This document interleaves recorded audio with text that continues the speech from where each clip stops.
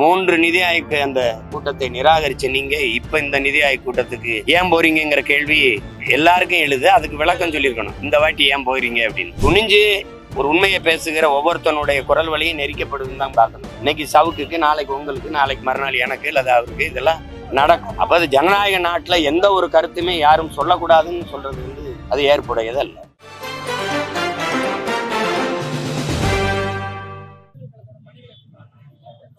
அது ரொம்ப முன்னாடியே நாங்கள் தொடங்கிட்டோம். அது செய்து கொண்டே போகிறோம். நீங்கள் தான் அதை செய்தி ஆக்குறது இல்லை, அதுவும் செய்கிறது இல்லை.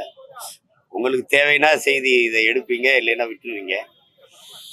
சாதிவாரி கணக்கெடுப்பு, சமூக நீதி, பஞ்சமர் நில மீட்புக்கு போராட்டம் வச்சா நீங்கள் ஏன் போராட்டம்னு கூட கேட்க வரல. கண்ணு முன்னாடி 16 ஆண்டுகள் ஆச்சு என் இனம் சாகும்போது. அது சாகும்போது நீங்கள் செய்தி ஆக்கலை. செத்து அதுக்காக அந்த உணர்வை மறந்துடக்கூடாதுன்னு நாங்கள் கூட்டம் நடத்தும் போது ஏன் இந்த கூட்டம் நடத்துறீங்க சீமான்னு கேட்க வரல. சுவரெல்லாம் எழுதணும், சுவரொட்டியில் ஒட்டணும், பெரிய கூட்டம் கூடி பேசணும், ஆனாலும் கேட்கல. அது மாதிரிதான் இது. நாங்கள் என்ன செய்யறோங்கிறத கவனிக்க மாட்டீங்க. அதுல ரொம்ப முன்னாடியே தேர்தல் வேலையை தொடங்கி நாங்கள் செய்து கொண்டிருக்கோம். ஏறக்குறைய 100 வேட்பாளர்களுக்கு மேல தேர்வு செஞ்சு களத்துல சின்னம் வருவதற்காக காத்திருந்தோம். இப்போ எங்க பிள்ளைகள் வேலையை தொடங்கி செய்வாங்க.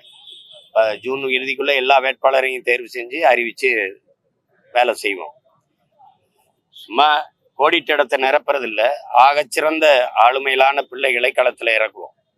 234ல் 134 பேர் இளைஞர்கள் தான் இருப்பாங்க. 25 வயதுலேருந்து 30-35 வயதுக்குள்ள இளைஞர்கள். இவர்களுக்கெல்லாம் என்ன தெரியும்னு நீங்க கேள்வியை கேட்டீங்கன்னா அவ்வளவுதான், செதற அடிச்சிருவான். அவன் ஆக பெரும் அறிஞர்களாக வளர்த்து வார்த்து இந்த களத்துல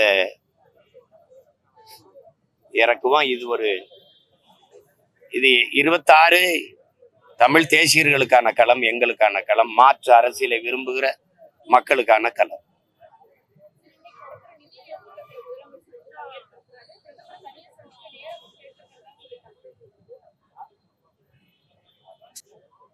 இல்லை, எதுக்காக சந்திப்பாங்கன்னு இருக்குல்ல, பல்வேறு சூழல்கள் இருந்தது. பிரதமரை சந்திச்சு கோரிக்கை வைக்க, நமக்கு நிதி தரல, அதனால ஆசிரியர்களுக்கு சம்பளம் கொடுக்க முடியல அப்படின்னு புலம்பிக்கிட்டு இருந்த நேரங்கள்ல அவரை சந்திச்சிருக்கலாம். அவரை சந்திக்க உங்களுக்கு வாய்ப்பு இருக்கு.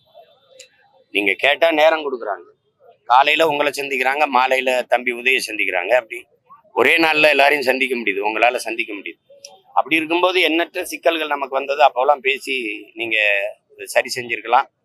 இந்த இப்ப 3 நிதி ஆயோக் அந்த கூட்டத்தை நிராகரிச்ச நீங்க இப்ப இந்த நிதி ஆயோக் கூட்டத்துக்கு ஏன் போறீங்கிற கேள்வி எல்லாருக்கும் எழுது. அதுக்கு விளக்கம் சொல்லியிருக்கணும். இந்த வாட்டி ஏன் போறீங்க அப்படின்னு. அது ஒருவேளை நீங்க அமலாக்கத்துறை சோதனைக்காக போறீங்களா அப்படி சந்தேகம் வருது இல்ல. அதெல்லாம் இருக்கும். அது ஒரு பெரிய விளையாட்டு. இப்ப பாஜக அரசு என்ன நினைக்கும்னா, இந்திய நாட்டை ஆளுகிற அரசு ஒருவேளை சந்திரபாபு நாயுடு ஐயாவோ அல்லது நிதிஷ்குமார் ஐயாவோ விலகிட்டா, ஆதரவுல இருந்து விலகுனா, திமுக தன்னுடைய 22 உறுப்பினர்களோட ஆதரவு கொடுக்கும் அப்படிங்கிற எதிர்பார்ப்போட அது இணக்கமா இருக்கும். இவங்களும் நாங்க உங்களை அந்த மாதிரி சூழல் வந்து ஆதரிப்போங்கிற இதுல இணக்கமா இருப்பாங்க. இல்லைன்னா இந்த பாகிஸ்தான் போற அதை ஆதரிச்சு பேரணி நடத்தின முதல்வர் நம்முடைய முதல்வர் தான். அதுக்கப்புறம் தான் டெல்லி முதல்வர், அவர் பாரதிய ஜனதா கட்சியின் முதல்வர். அந்த பெண்மகள் அவங்க பேரணி நடத்தினாங்க. கூட்டணியில் இருக்க சந்திரபாபு நாயுடோ அல்லது நிதிஷ்குமாரோ நடத்தாத போது, பாரதிய ஜனதா கட்சி ஆளுகிற மாநிலங்களோட அந்த மாநில முதல்வர்கள் அந்த போரை ஆதரிச்சு பேரணி நடத்தாத போது, நம்முடைய முதல்வர் அவசரமா பேரணி நடத்த வேண்டிய தேவைன்னு இருக்குது. வேற என்ன இருக்குது? அந்த போர்ல என்ன நியாயம் இருக்குது? தீவிரவாதியை ஊடுருவ விட்டது யாரு? அதுல பாதுகாப்புத்துறை அமைச்சர் வருத்தம் இருக்கா? இல்ல ராணுவ தளபதிகள் வருத்தம் இருக்கா? சரி, உள்ள தெரியாம வந்துட்டான். எப்படி தெரியாம வந்துட்டான்? நீங்க என்னோட வாங்க, நான் பயணிக்க போறேன் வானூர்தியில. எத்தனை முறை சோதிக்கிறீங்க? ஆதார் கேட்குறீங்க, இடுப்பை சுத்துறீங்க, இங்க வண்டியில ஏறும்போது ஒரு தடவை சுத்துறீங்க, பின்னாடி காட்டு முன்னாடி காட்டுங்கிறீங்க, இவ்வளவு சோதிக்கிறீங்க. பரீட்சை எழுத போற என் பிள்ளைய மூக்குத்திய கலட்டுறீங்க, வீட்டுக்கு கொண்டு வருவீங்க. பார்டருக்குள்ள வந்த பயங்கரவாதி என்ன பண்ணீங்க? ஆயுதங்களோட இப்படி உள்ள வந்தான். சரி, சுட்டுட்டான். சுட்டபோது சுத்தி வளைச்சி அவனை சுடல. அவன் பாதுகாப்பா தப்பி போற வரைக்கும் என்ன பண்ணீங்க? போர் தொடுத்தீங்க. உடனே இல்லையா? 10 நாள் கழிச்சு ஏன் போர் தொடுக்கிறீங்க? இத்தனை கேள்விகள் இருக்குல்ல, எதுக்கு பதில் இருக்கு? ஒரு தீவிரவாதி ஒரு குழு ஒரு 10 பேர் 8 பேர் இவ்வளவு பெரிய நாட்டுக்குள்ள புகுந்து தாக்குதல் நடத்தி திரும்பிட முடியுங்கிற எண்ணம் எப்படி வருது? அந்த எண்ணமே வந்துடக்கூடாதுல அவனுக்கு. அவ்வளவு பாதுகாப்பா இருப்பான், நினைச்சாலே போட்டு தள்ளிடுவான்டான்னு பயம் இருந்தா அந்த சிந்தனை அங்கேயே செத்துருக்கும். ஏற்கனவே புல்வாமால சரி விட்டுட்டீங்க, தாக்கிட்டான், அது ஒரு படிப்பினை இல்லையா? அப்ப கூடுதலால பாதுகாப்பு இருந்திருக்கணும். அதுவும் ஒரு சுற்றுலா தலத்துல, பகல்காம் பகுதியில கேட்டா எங்களுக்கு சுற்றுலா தலம் ஆக்குனதே தெரியாதுன்றீங்க. இது தெரியாதுன்னு சொல்றதுக்கு ஒரு அதிகாரம் வச்சுக்கிறதா? கவனம் இல்லாம நடந்துருச்சு, தெரியாம நடந்துருச்சு. சொந்த நாட்டு மக்களை பாதுகாக்கிறது வழி இல்ல, பாதுகாக்கிறதுக்கு முடியல.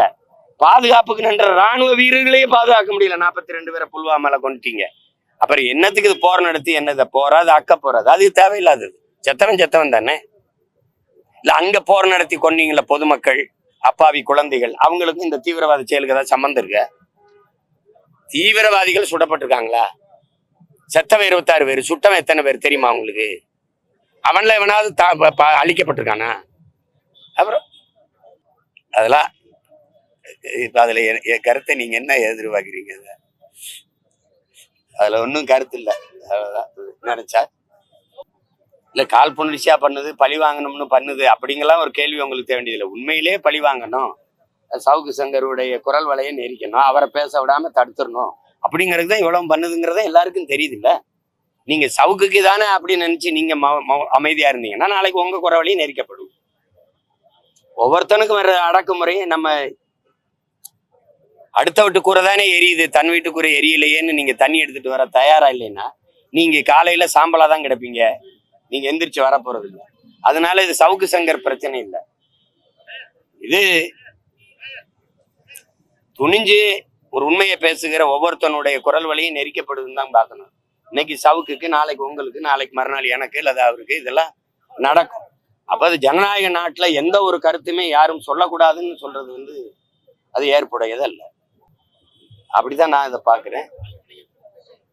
சவுக்கு பேசுறதெல்லாம் அவங்களுக்கு சங்கடங்களை தருதுன்னா அவங்க ஆதரவு வலைவலிகள் அவங்க பேசுறதெல்லாம் அவங்க குடும்பத்தில் இருக்கிறவங்க அல்லது அதிகாரத்தில் இருக்கிறவங்க எல்லாம் கேட்கறாங்களான்னு ஒரு தடவை பாருங்க. அவங்க எல்லாம் என்ன பேசுறாங்கன்னு பாருங்க. வேற ஏதாவது கேள்விகள் இருக்கா? தங்கச்சி, தம்பி, நன்றி, வணக்கம்.